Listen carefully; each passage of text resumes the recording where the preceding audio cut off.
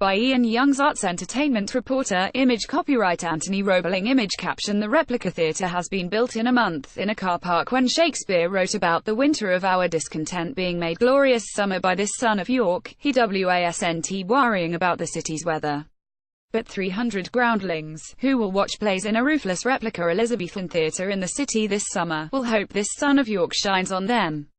Shakespeare's Rose, which opens on Monday and has cost £3 million, is Europe's first pop-up Shakespearean theatre.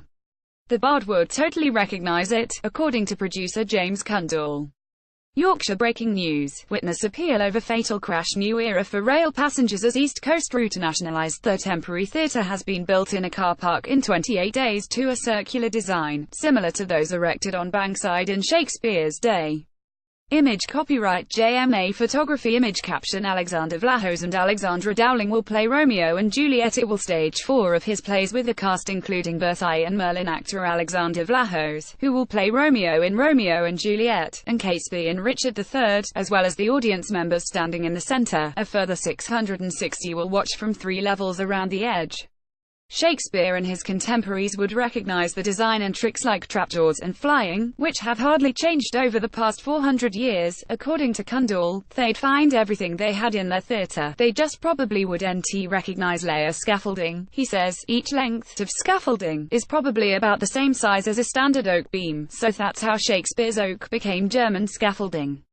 Image caption: an aerial performer rehearses on stage at Shakespeare's Rose. However, the stage area is very authentic, he insists, and it has the intimacy of the original playhouses. The space and the works go together and you're seeing them acted in the very space that Shakespeare wrote them for, which I think is fascinating. There was an actual Rose Theatre in London in the Bard's time, which was recreated for the 1999 film Shakespeare in Love.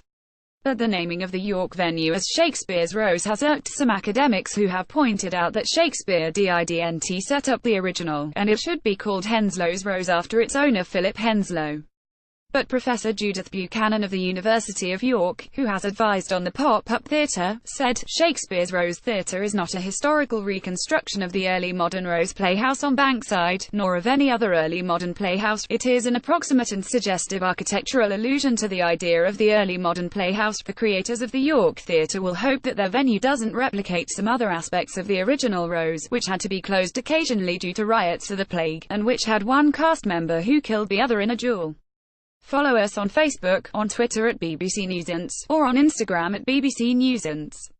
If you have a story suggestion, email entertainment.news@bbc.co.uk.